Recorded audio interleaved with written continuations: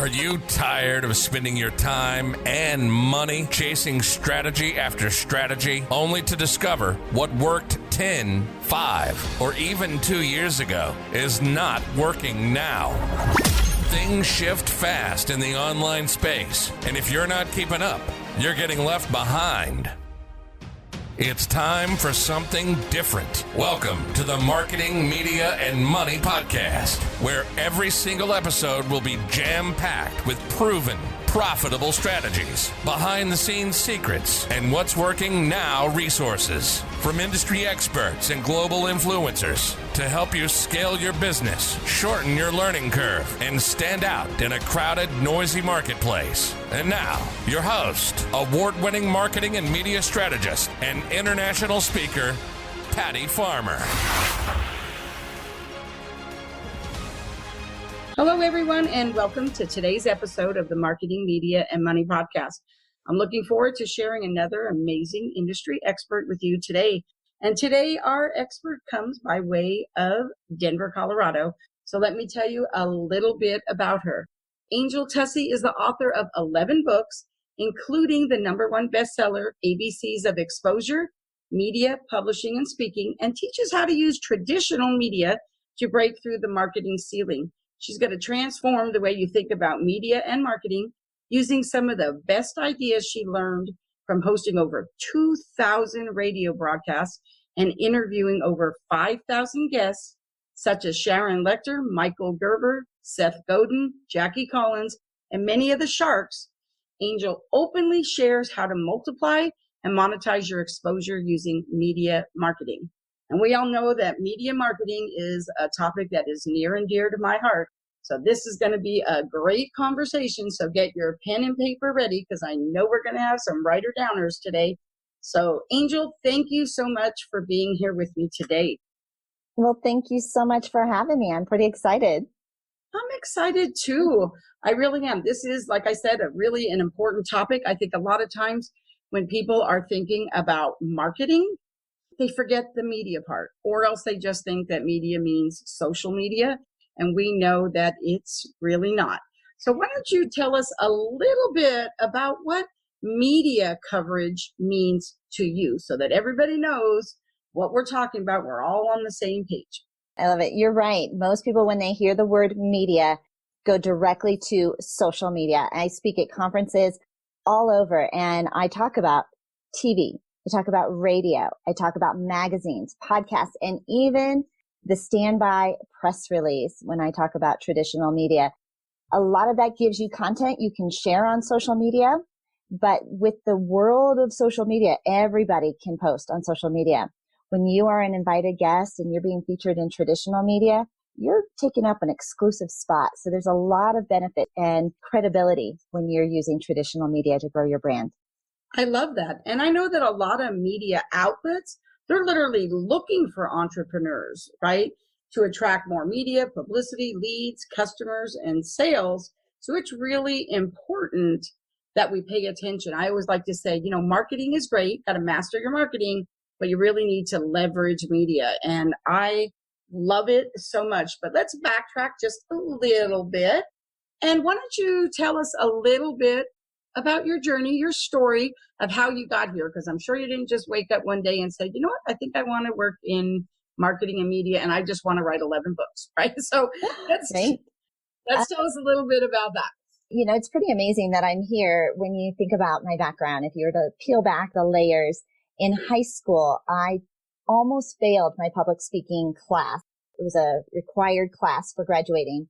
And had my teacher not taken pity on me and giving me a passing D, I would have failed because I was so nervous and so scared anytime I got up in front of an audience. And so shaking and trembling, I could barely utter a sentence, let alone put two of them together. And one of the exercises we did in our public speaking class was to go into our radio studio, our high school studio booth, and read a soundbite or read an intro. And he said to me at the age of 17, Angel, you will never have a career in radio, which at the time totally dismissed it. That was fine with me. That was not a direction I thought I would ever go.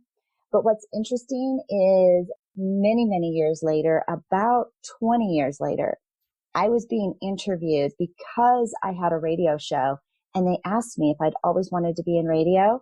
And that message came flooding back to me as if it had always been there, like in the front of my mind. I didn't even remember that he'd said it, but that had been in like a gift, like poured into me as a young girl. And yet here I was 20 years later hosting an award-winning radio show. I like it. That's a great story. And I really think that, for most people, when they think about public speaking, it's like in the top 3 things that people dread more than, almost like death, right? Oh. They don't want to public speak. Absolutely. Absolutely. And that was me. Even today, I travel as a public speaker, and it is still something that I have to work towards. It's not a skill set that came naturally to me. My son, his name's Michael. He thinks the little thing is called a microphone, and put him on stage and he's good to go. I was not one of those. The way I ended up in media was I was hired by a public speaker to be his admin. And so I'm a behind the scenes, paper and pencil, Post-it note, spreadsheet kind of gal. And I was doing some research for him to do a presentation. And because I had done the research, I knew the content. And he said, Angel, you're going to help me submit this content and present this content. And so I wrote down word for word our 45-minute talk into 12 pages because I didn't think I could stand up in front of an audience and recite or remember 2 sentences. And I read that script word for word, trembling, sweating, shaking. It was the ugliest thing you'd ever seen. And that was only about 12 years ago.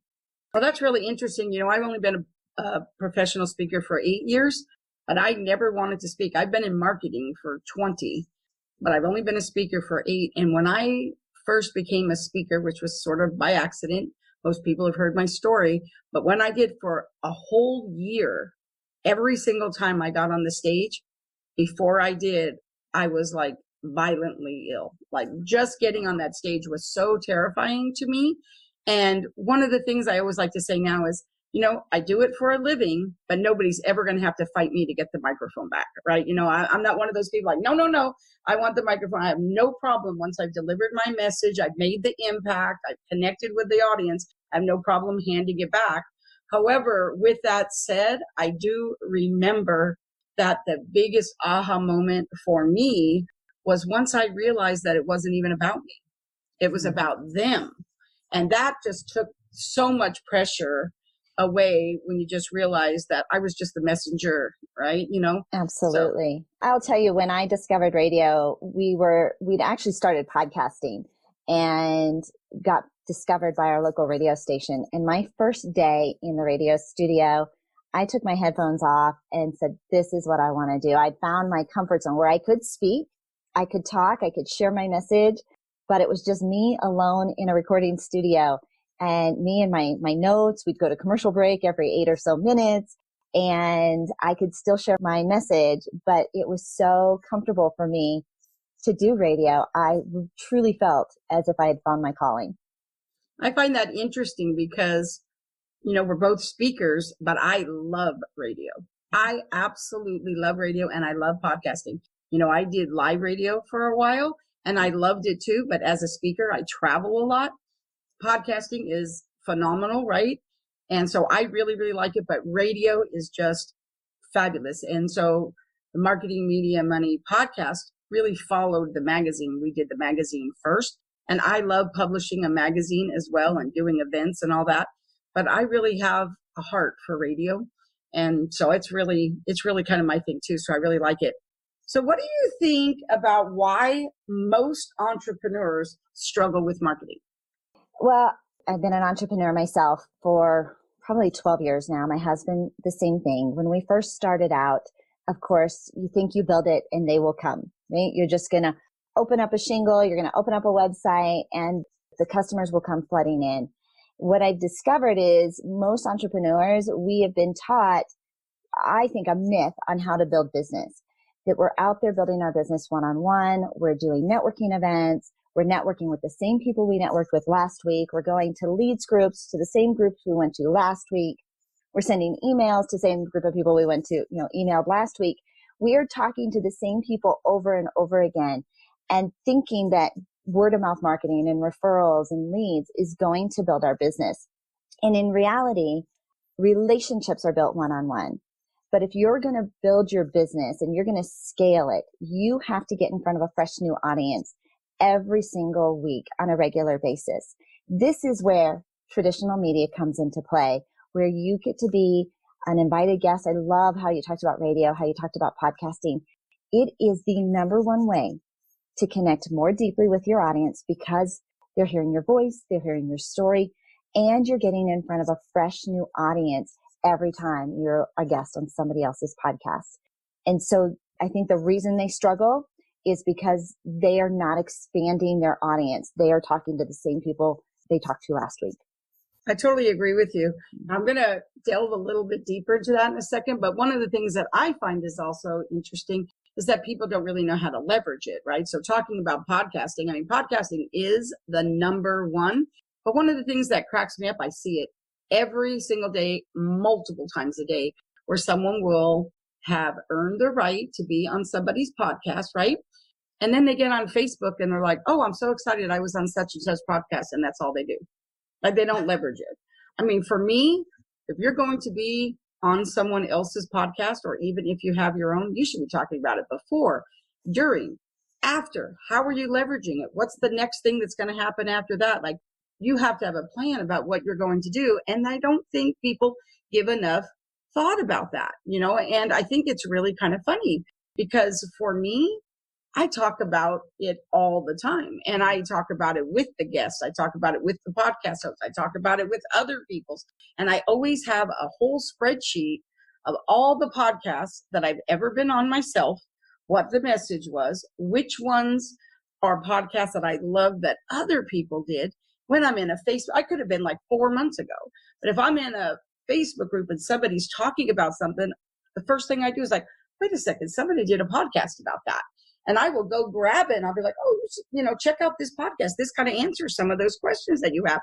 There are so many ways to leverage that. And I think people miss the boat there a lot on what they absolutely. could do. I agree with you in all marketing. Right? If you see this, even if they are, speaking somewhere or if they're at an event or, it's so fly by that they're not strategically using it to spread their marketing message. They're throwing spaghetti out there and just seeing what sticks. And because they're not sharing it, they're not repeating it, they're not leveraging it, because every podcast can be leveraged into multiple forms of messaging and multiple forms of marketing. Yeah, it is. We're sitting on a gold mine, Patty, and I love that you're teaching entrepreneurs how to leverage the power of the podcast. So important. And I have to say, I'll just put it out there. There are so many that because podcasting has a low level of entry, right? It's really no barrier to come in, right? Pretty much anybody can have a podcast, just like everything else. There's some good, not so good, right? And I have to tell you, there have been times that someone has invited me to be on a podcast. I will just say, I won't mention any names, but I was on the podcast with someone who is a pretty big name, speaks a lot of places, sells a lot of programs, does a lot of things. And she invited me to come on her podcast. I have to tell you, it was a 45-minute podcast. I think I probably said 5 sentences the whole time. Like literally, she asked me a question. I would say like one sentence, and then she would talk for 20 minutes about how that's what she helps her clients with, and that's what she does. She'd ask me, no, it was like crazy. At somewhere in there, I felt like saying, this should have just been a solo episode. Like, why did you even ask me to be on this podcast, right?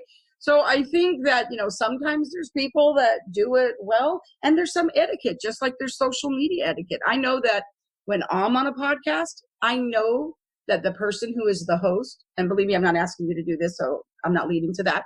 But I will always, when I am a good guest, right? And I want to make sure that I help that podcast host as well, because it's a small world in a way, right? You want people to be able to say, oh my gosh, I had such and such on my podcast. They were a great guest, right? That people are going to say that.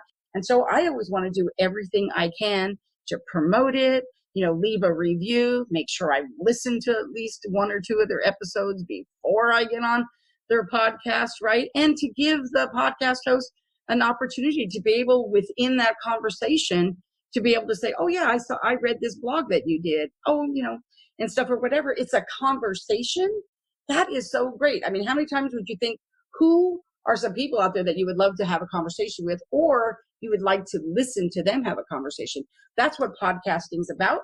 And that's what we're going to talk about now, really, is what are some of the things that the people listening to us right now would love to be sitting down, and they are just being able to learn some of this stuff, because they may or may not ever meet you.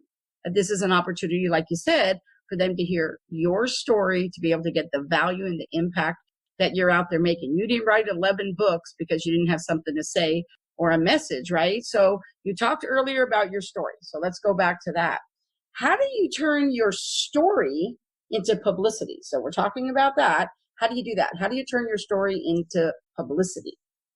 Patty, you really have to take your sales hat off and put your publicity hat on when you're thinking about sharing your story. And again, this is one of those areas that small business owners struggle in. They think if somebody's going to be within 10 feet of them, right now they're getting their sales pitch. Here's my 30-second elevator pitch of who you help, how you help. But really, stories are sticky. Stories are how people connect with each other. Stories are what people will share. And so if we can get into a space where we're thinking about how our story has an impact in the world, and one of the exercises that I take my clients through is, what's the big idea? So if you think about your story and what you've gone through, your experience, which only you have done, so you are so unique in that space. You have a PhD in your story. Nobody else can share it the way you can. But you've gone through this experience. What's the big idea? If we look at the world and how the world would be different if they listened to your story, if they went through your program, if they were a part of your podcast, if everybody in the world was doing what you talk about, was going through that lesson, how would the world be different? And if we can start to think about how we are impacting others because of the story that we've gone through, like you said, when you're speaking on stage, it's not about you. It's about the impact you're going to have in the world. So I take them through this nice little exercise on what's the big idea. So we can peel back the layers. What's trending in the news now, right? In the marketplace, in the world.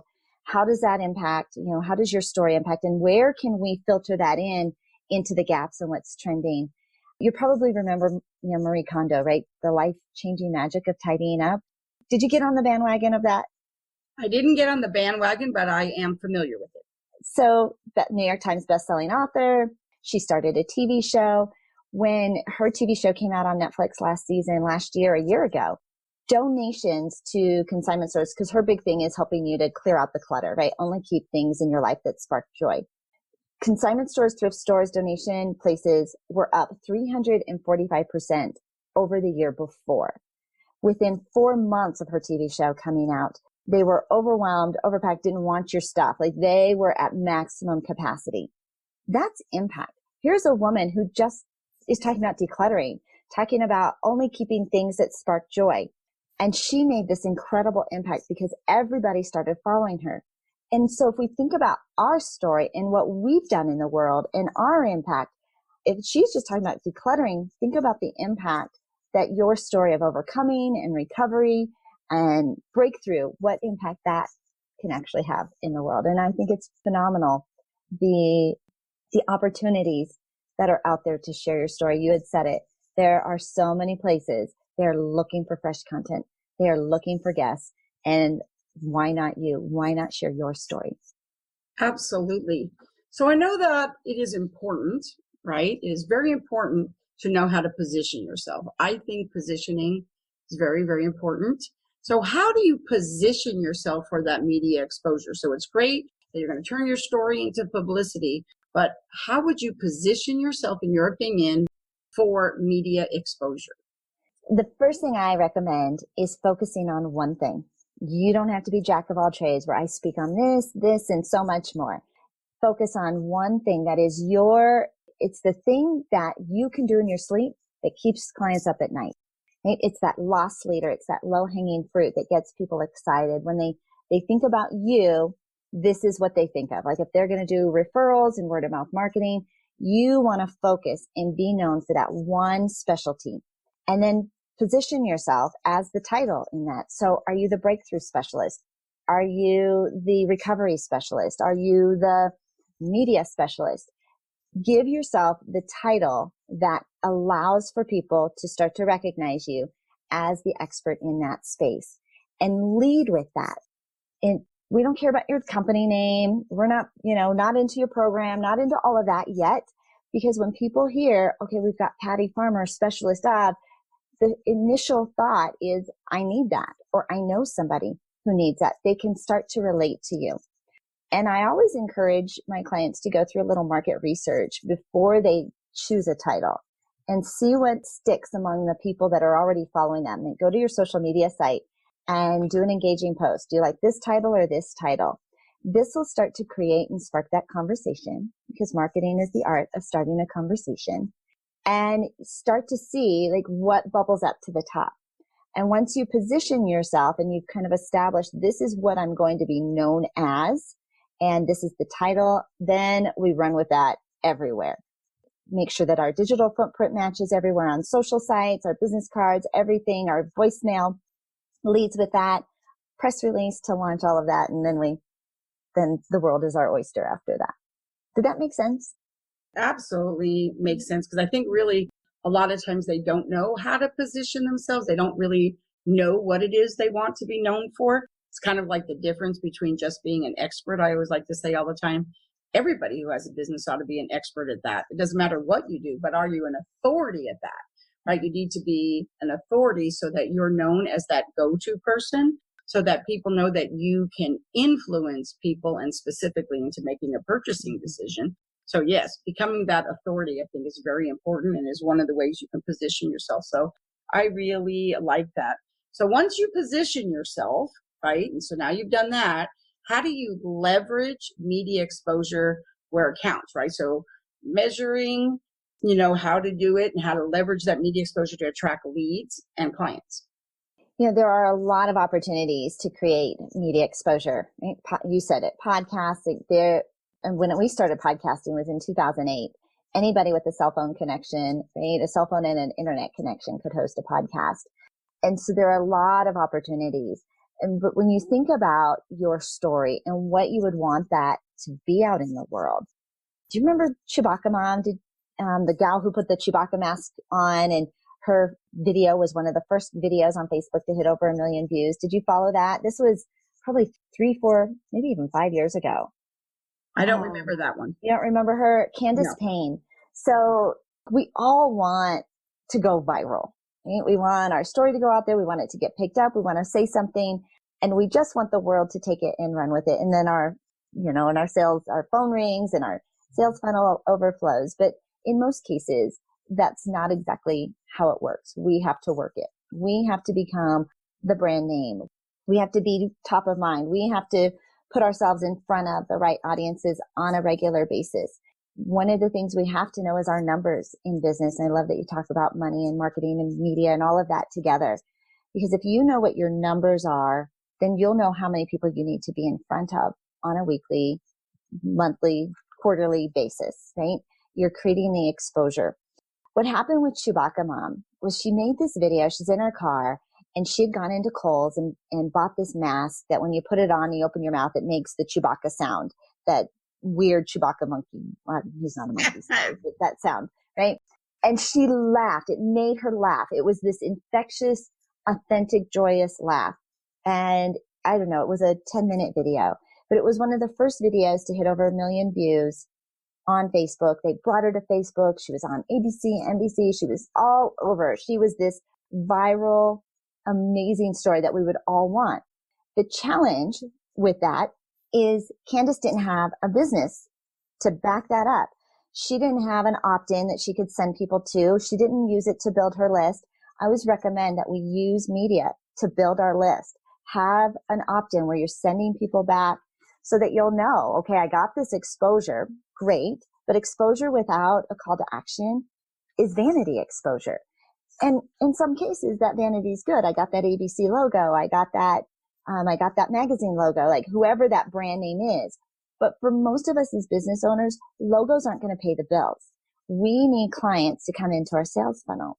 So having an opt-in, being able to use it to build your list, that's what Candace did not have. She can never go back and recreate that same viral sensation and collect the leads and the followers that had followed her during that time.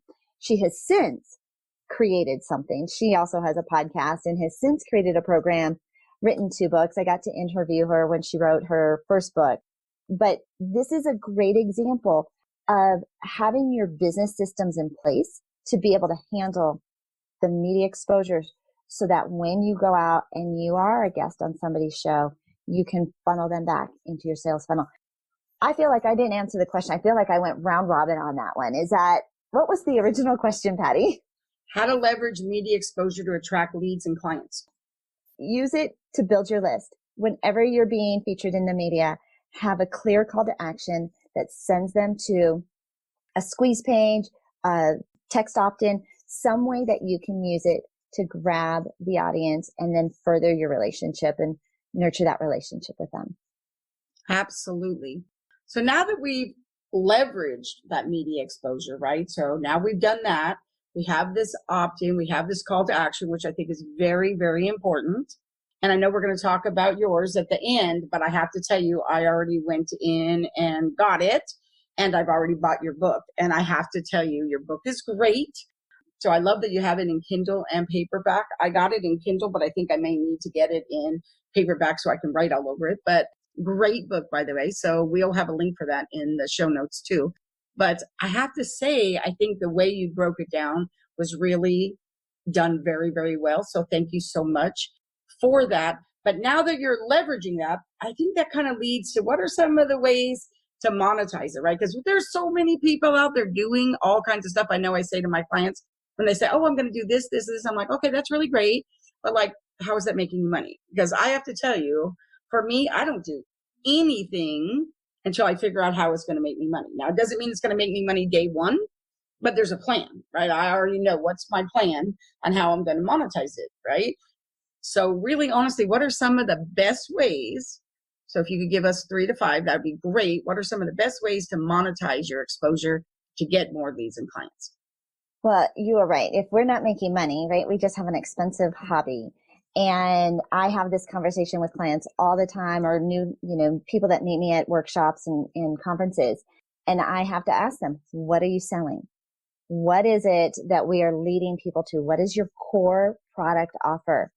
And when you know what your core offer is, and you think about your revenue goal for the year, and if we just were to break it down, and let's just say it was $100,000 for the year, you want to break 6 figures, which is a big goal because only 6% of most entrepreneurs hit over 6 figures in a year, which is so sad because we are busting our butts, right? We are out there. It is. I mean, we're working 12-hour days, if not more. And I don't think that was how it was intended to be. But anyway, so you've got your revenue goal. And when you think about your core offer or your average client ticket price, how many clients do you need to serve to make your goal? And this is a valuable exercise I take people through all the time. I just did one yesterday with a gal. She only needed 35 clients to hit her sales goal for the year.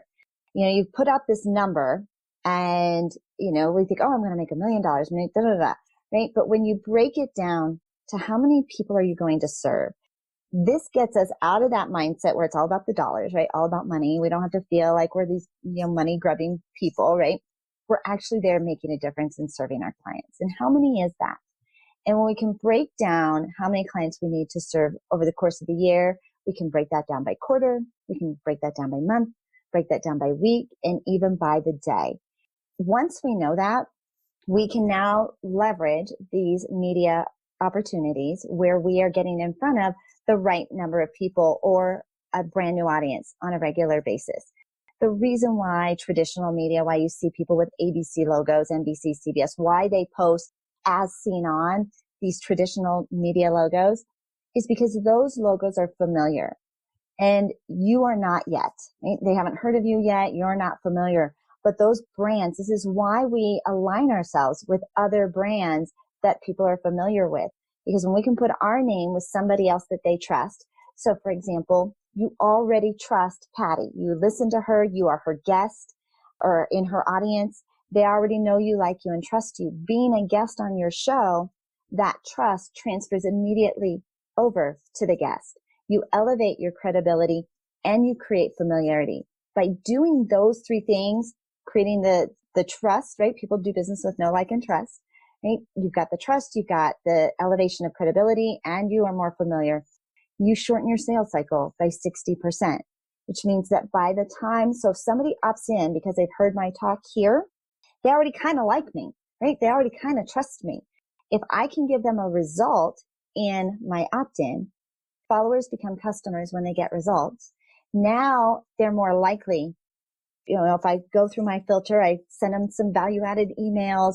They follow me on social. They read the book. They go through the opt-in. Now they are more likely, by the time they connect with me and we get on a call, they are more than likely going to become a client at that point. So that you are attracting clients versus chasing. So knowing your core offer is key. Getting it in front of a brand new audience on a regular basis, or knowing how many people you need to get in front of on a regular basis. And then having your upsell, your lifetime value, having your numbers and having your program all figured out, monetizing your intellectual property with digital courses, having your book out there are all smart ways to just leverage we all say you need to put diversify, have more than one stream of revenue.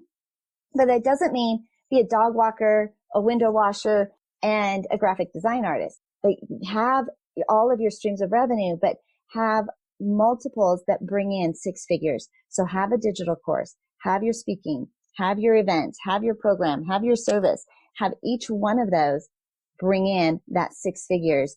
And it might take 3 to 5 years to put it together, but so what? The time was going to go by anyways. I agree with you. One of the things that people say to me all the time, I mean, like if I had $5 for every time I heard it, but people will say to me, oh my gosh, Patty, like, do you work all the time? Like you're everywhere and you do all these things, right? But here's what I always like to say is, no, I do one thing. I do one thing. I just do one thing well in many ways, right? So, I mean, the podcast, marketing, media, money, the live event, marketing, media, money, right? I do marketing and media. Right? That is what I do. I publish a magazine. I speak about marketing and media. So literally all those things, this is what I am the authority on. And I do it in many different ways. So I make money in many different ways, right? So that's what we're talking about here. So it doesn't mean, like you're saying, you don't need to go out here, and it always cracks me up when I see somebody that this is what they do. And then I see this other thing, and really sometimes that all that really does is make people think, oh, you must not be very successful at what you're doing, because why are you doing that? Now, sometimes just it is because you're passionate about it. It's something you really love to do, or maybe it's your plan B, right? You wanted to replace your plan A. There's nothing wrong with that. I'm all about that too. But if this is what you do and somebody says, oh, this is what I'm about, and then all of a sudden they're teaching this class on something else, you're like, what? Like, what does that make sense? So you really need to be thinking about that. So I love that you were pretty clear about that. So what do you think about this? Is like one of my favorite things. And I don't always get to ask people about it because not everybody gets it, but I know you're going to. So what do you think about newsjacking? I mean, I love to newsjack. It's one of my favorite things to do for my clients. So where do you sit on it? Newsjacking is an incredibly valuable way to get your story out there, to interject your voice into a conversation that is already going on. Right? So often we want to pitch this cold story to the media, but if we can piggyback onto a story they're already doing, give them a fresh point of view, a different point of view, a new angle, then it is absolutely brilliant. I recommend newsjacking. I teach that to my clients. And we've had a lot of success in getting our clients featured because of newsjacking. Yeah. But it's a media term, right? It's an insider kind of media term. And I don't think that the average person realizes that, how it works, that they can participate in it. But one of the things my clients do is set up a Google alert for their topic. so that they get a notification every time their topic is featured in the media so that they have an opportunity to participate. Absolutely. I always like to say there's been some famous ones. I mean, remember several years ago at the Super Bowl when the lights went out? I mean, Oreo must have came out. It must have been less than 30 minutes. And Oreo said, oh, you can still dunk us in the dark. I mean, so they just jumped all over that. I have a client that lives in Florida and where they have all the hurricanes. And last year when they had that big hurricane, I think the thing that people don't realize is, how sometimes I always like to say you're listening to the news and you're thinking, oh my gosh, they're repeating themselves over and over and over again. But they're doing it because they don't have anything else to say. They would love to have something else to say about that, right? And so I would say that's the opportunity. So this time they were talking about the hurricane and everybody was talking about, how, they might have to evacuate and how you need to be ready in an emergency. And my client was in the financial world. And so I said, I think we should pitch this and talk about, you need to be also ready for financial emergencies. Right? She's like, well, what does that have to do with hurricanes? I said, well, it doesn't, but it does have something to do with emergency. And we pitched it. I had her on every single radio station. We went all the way to Capitol Hill based on that story, but it was a different story, but it was a story we were able to tell by taking something that was already happening and insinuating her business in that story.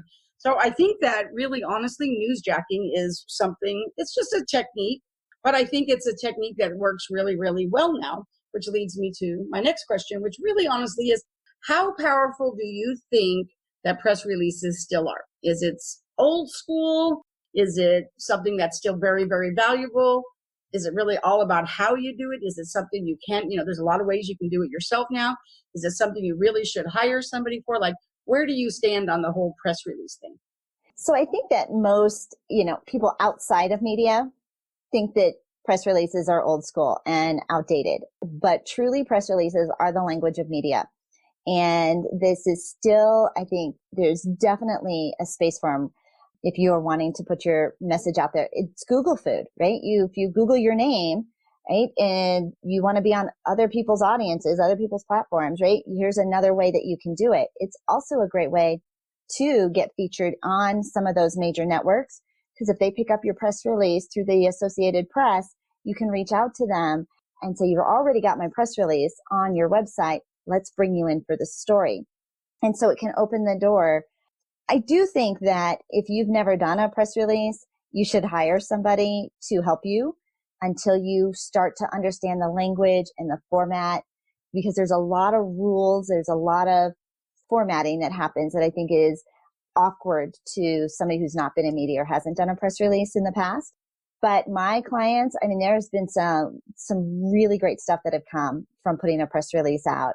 And it's pretty exciting when you see it work. We've tried all sorts of ways to distribute press releases.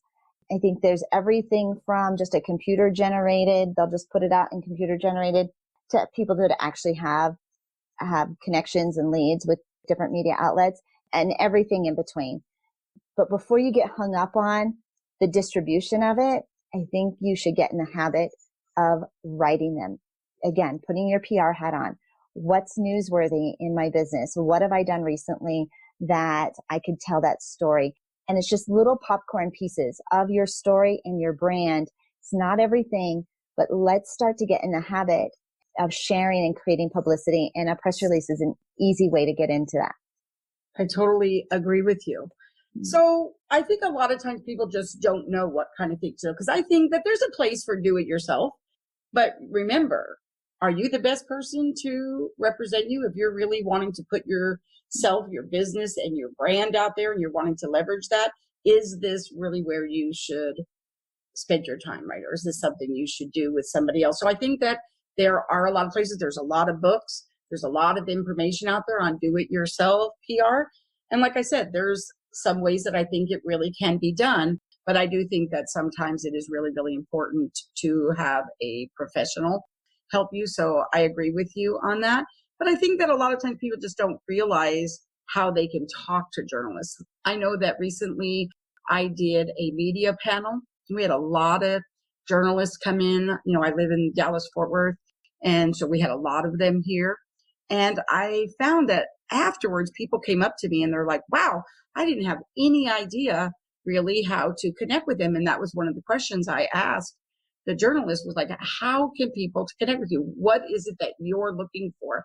And I thought it was really great when they started sharing exactly what it is, how they want to be reached. What is it they want? Do they want it to be emailed? Do they want it to be this? What things do they want? How they don't want this big, long story. Like, what is it they want? So, here's someplace that's really your expertise. So what do you think is the easiest way and or best way, right? So they may not be the same answer to connect with journalists.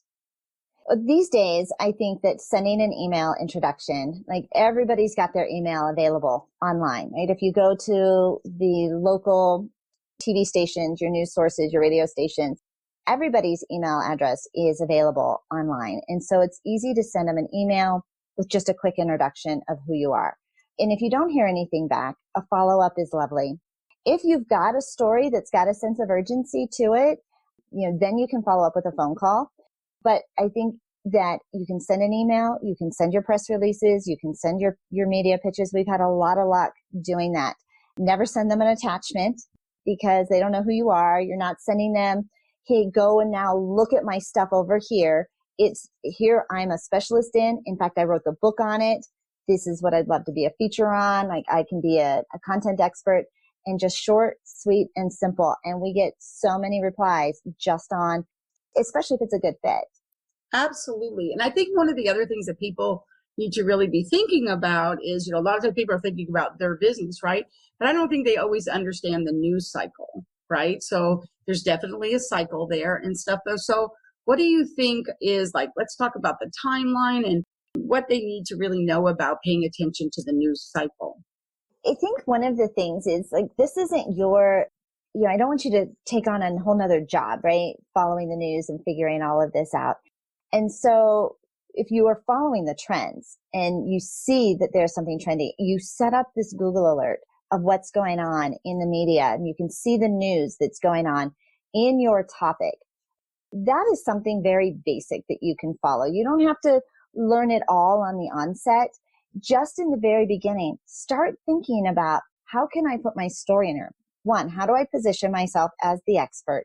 How can I add value to that story? What can I bring to the table that's not an infomercial, right? You can't use free media and traditional media to sell your product and service. And I think that's what most people are thinking. Like if I'm going to get on the news or if I'm going to be featured, I'm using it. I want to fill my event. I want to sell my product. I want to sell my service. And if you haven't paid for the spot, you have to pay for advertising if you're wanting to sell something. So think of this. If you're selling, they're selling. So you have to come up as what value, what expertise, what education, what entertainment can you provide to them? And because there is so much opportunity, they are looking for fresh content. They're 24/7 looking for ideas. And where do major networks get their news from? From their regional affiliates. And their regional affiliates get it from their local affiliates. And local affiliates get it from their press releases and community newspapers and social media. So rather than get hung up on when should I send it, is today, and when's the best day, I always say done is better than none. You don't have to be perfect. If you send it on a Friday and it didn't get picked up because, everybody's off, but you send it on Friday. And if for me, I'd rather you send it than not send it, to get in the habit of and to get in the mindset of creating publicity for your story. I love that because I wanted to ask you a question versus local versus national, right? And so I think a lot of times people think, oh, if I wanted to get on that, I have to do this first. So what are some of the ways that people can really break into first, like local news? Like how do they get known locally first? I know there's a lot of different ways that I use, and really using your local media. What are some of the ways that you would suggest that people really be able to leverage local news? Local is where I always recommend you start. They are looking for local stories. They get their national stuff from their national feeds, but what they really want to fill it in with, and really that's what we are, is filler for the national news. So connecting with them, if you know something about, and you can read their bios, and because maybe you watch the local news already, you know something about them, you know things that are going on, And by being a brand new author, by being a content expert, by positioning yourself in that space, we have opened multiple doors, right? Just by connecting directly to that newscaster, that journalist, that station, whether that's radio or television.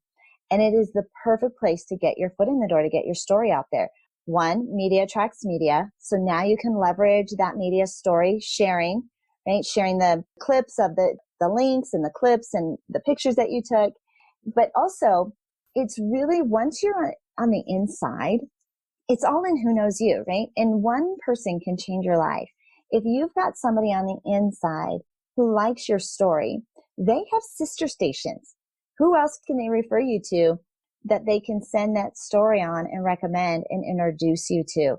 And so sometimes we get in just so we can build the relationship with the journalist so that they'll introduce us to that next interview opportunity, right? Because they know people and you don't. And it's always easier when you can get in by a referral than a cold call. I love that. So what would your advice be to somebody that maybe a brand new entrepreneur or business owner, and they're just kind of really starting? I mean, maybe they worked for corporate, right? And they're just transitioning, but now they really haven't worked very hard on this and they're just getting started. What would be the things that you would think that they need to do first?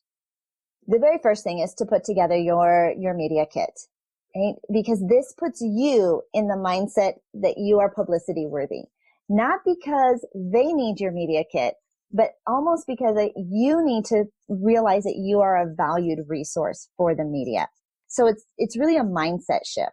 When you start to put how they would introduce you, what topics you would talk about, how you would position those questions that lead back to the answers.